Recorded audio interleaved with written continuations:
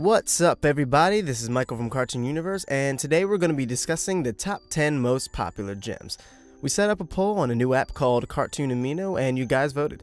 And if you didn't get the chance to vote, we're doing 3 more of these babies, so if you want to influence the next video, download the Cartoon Amino app, search up Cartoon Universe to see the next poll, and give us a follow for more updates. Now remember, these are viewer votes, so I will be discussing the most popular gems. So if your gem isn't on here or is lower on the list than you would have liked, please do not come to my house and murder me. Take it up with the other viewers. Fight in the comments. No. We can all get along. Anyway, without further ado, here are the top 10 most popular gems. Number 10, Yellow Diamond. Yellow Diamond is a character that has had a lot of hype building up to her. We first heard her name towards the end of Season 1, and we got a nice teaser of her silhouette at last year's Comic-Con, and now she's finally made her debut in The Last Steven Bomb. There's been a lead up of her being a ruthless antagonist, and yeah, so far it's pretty much accurate. We don't really know what the point of the cluster is, but Yellow Diamond really wants to see the Earth destroyed to make it, seemingly just because. That says a lot about her as a person, or a gem. Even her own Pearl seemed to be pretty scared of her, and she was just getting up out of her chair. And she didn't even do anything. Granted, we don't know much about Yellow Diamond's character just yet. Maybe she has her own twisted logic for what she does, or maybe she's just a power-hungry tyrant. Guess time will tell. Number 9, Blue Diamond. Yes, the only other diamond we have seen.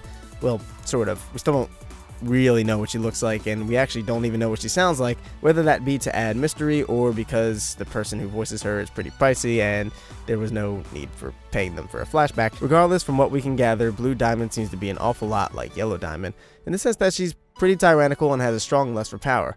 She condemned Sapphire and was ready to crack Ruby just for accidentally fusing, and her Pearl just looks plain miserable. But I will say, she seems a bit more fancy than Yellow Diamond. Number 8, Jasper. Yes, the only homeworld gem the Crystal Gems have met that's actually still kind of a villain. Man, this show's a lot like Dragon Ball Z. Out of the 3 homeworld gems we know, there's no chance Jasper is ever getting redeemed. Jasper's one antagonist who's in it to the end. Think she won't headbutt a young boy into unconsciousness? Think again. Well, at least she has her own set of morals, right? She thinks using fusion is a cheap tactic in a fight. If gems are gonna fight, it should be mano a mano.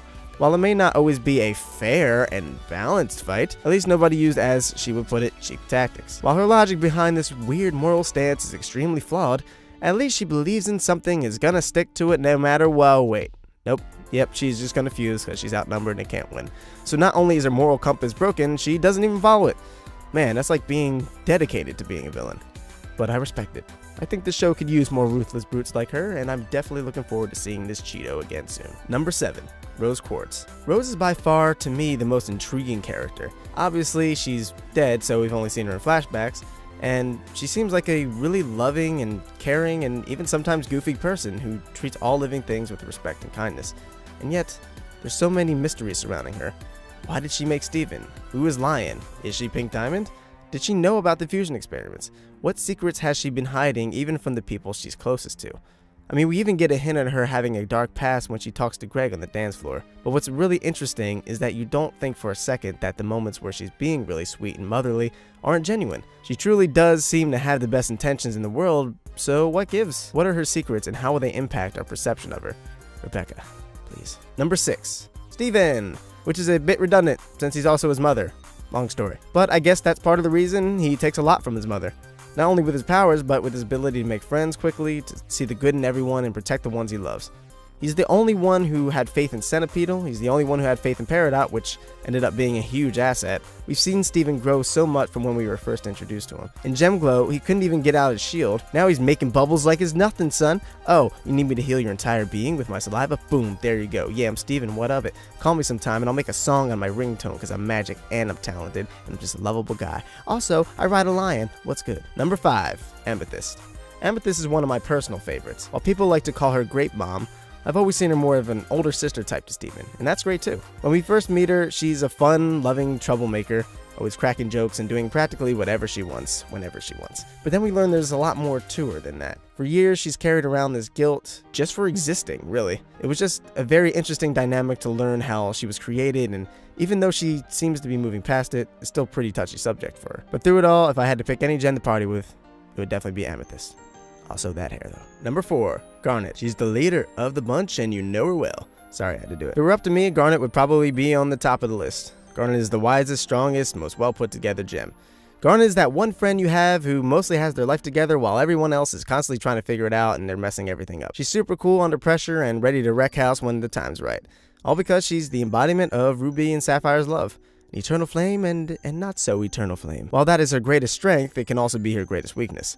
Like any relationship, it takes work to maintain no matter how much you love each other. And Garnet is no different. I think she's a great way to teach the younger viewers about love and acceptance even when you may not find much in the world around you. And the dynamic between her and Steven is really heartwarming.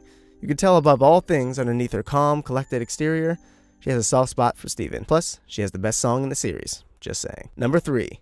Pearl. Pearl to me seems to have the most layers out of all the gems. She of course fights to protect the one she loves, yada yada, and she sees Steven as one of her own. She's kind of that overprotective soccer mom who drives a minivan and kisses their kid in front of the whole class. While she can be a bit of a control freak, we find that she holds many insecurities. Her unrequited love for Rose has stuck with her for a very, very long time, and she's super self-conscious about the fact that, well, she's a Pearl. And Pearls are just supposed to sit there and look pretty. But that's what makes her so great. She learns how to take charge, fight, build stuff, you name it. Doesn't matter that she's a Pearl. And yes, she has definitely done her fair share of messed up things that really showed just how insecure she was, but that's why she's such a well-written character. And hey man, she's working on it. Number 2, Lapis Lazuli, the Bae, the blue waifu, my water manipulating girlfriend. Lapis is yet another character we don't really know that much about. We know she was probably a part of Blue Diamond's court, assuming that's the same Lapis, and we know she was trapped in a mirror for thousands of years and the crystal gems allegedly knew she was in there. But while we don't know the details of the events that took place before she got there, we do know that she really cares about Steven, like a lot. So much that she fused with Jasper and stayed at the bottom of the ocean just for him. Lapis is immensely powerful. Even more powerful than Garnet, and she's not even a fusion. She took the Earth's entire ocean into space. Take notes, Katara. And while she kind of attacked the crystal gems and still doesn't trust them for whatever reason, I don't think Lapis is bad. I'm certain we'll see her side of the story soon enough, and I can easily see her joining the crystal gems alongside our number 1 most popular gem, which is Peridot. Peridot has quickly become a fan favorite thanks to her redemption arc, which I love, by the way. During Peridot's debut, she's seen strictly as an antagonist who cares about no one but themselves. The crystal gems were mortified, and now she's wearing paint cans to be taller. What's so interesting about Peridot's transition is that she actually isn't immoral. Yes, she's over-logical and still kind of figuring out what it is to be emotional and have compassion and all that, but that's only because she truly didn't understand. She did and said the bad things she did because that's the only way she was taught, and it shows how corrupt and insane the Diamond Authority is. And when Steven more or less took her in, he saw this in her, and she genuinely tried to understand where the crystal gems were coming from, which she pretty much did. Now she's an official crystal gem and an honorary good guy. Now if only we could see her weapon one day. But that wraps it up for this video. Again, if you want to be a part of the next top 10, download the Cartoon Amino app, search up Cartoon Universe, and give us a follow to keep an eye out for our next poll. Also follow us on Twitter and Tumblr, and if you haven't already, hit that subscribe button. We got lots of Steven Universe and other cartoon related stuff on the way. Thanks so much for watching, and we'll see you in the next video. Peace.